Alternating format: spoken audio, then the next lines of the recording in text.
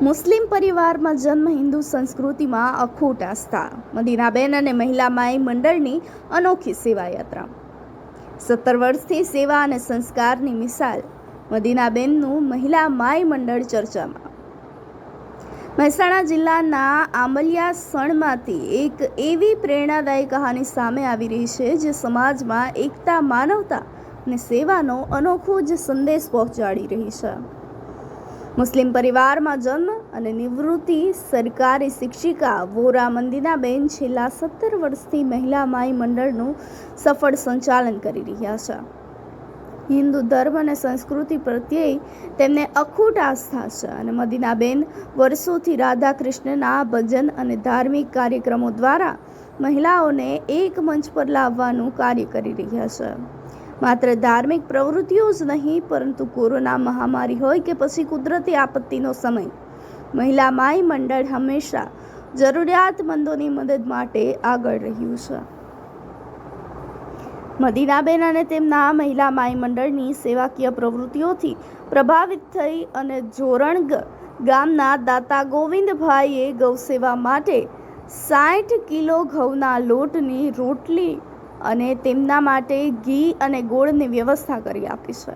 સેવાકીય પ્રવૃત્તિની જવાબદારી મહિલા માઈ મંડળને સોંપવામાં આવી હતી અને આજે મહિલા માઈ મંડળની બહેનોએ 3 મણ ઘઉંના લોટમાંથી રોટલીઓ તૈયાર કરી ગાયોને ખવડાવવાનો પુણ્યમય કાર્યક્રમ પૂર્ણ કર્યો હતો.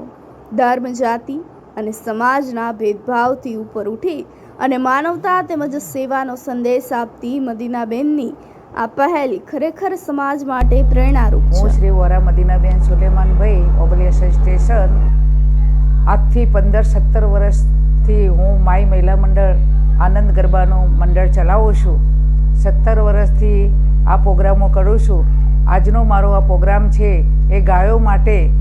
ગોવિંદભાઈ જે જોરડંગના વતની છે અને એમના કહેવાથી, એમના સૌજન્યથી ગાયો માટે ઘી, ગોળ અને રોટલી તો આશરે 60 કિલો ઘઉં અમે દળાવ્યા હતા અને મારા મંડળની બધી બહેનો 60 કિલો ઘઉંની રોટલીઓ સવારે 10 વાગ્યાથી બનાવવાની શરૂ કરી તો 4 વાગ્યા તો હજુ 2-3 કિલો લોટ બાકી છે.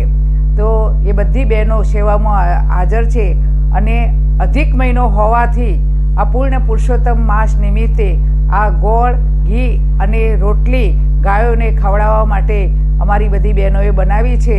સેવાનું કાર્ય ઉત્તમ.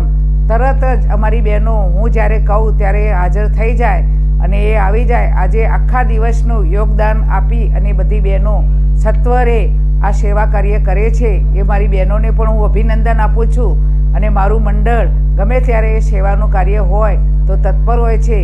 હું ઉત્તરાયણ ઉપર કૂતરાના લાડવા કરીએ, ગાયોને પૂળા નાખીએ, કોઈ બીમાર વ્યક્તિ હોય તો પણ અમે કાર્ય કરીએ, કોઈ ગરીબ હોય તો પણ એની બેન દીકરીના લગ્ન હોય તો પણ અમે તરત સત્વરે તૈયાર થઈએ.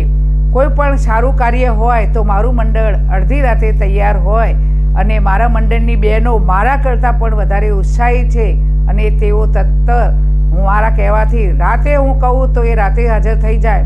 કોઈ દિવસ મને એમને ના કહી નથી અને અત્યારે સરસ મજાના ભગવાનના ગીતો ગાતા ગાતા એ રોટલીઓ બનાવે છે અને એ રોટલીનો સ્વાદ જે ગાય માતા ખાશે તો ખરેખર અમારો આ પૂર્ણ પુરુષોત્તમ અધિક માસ સફળ થશે.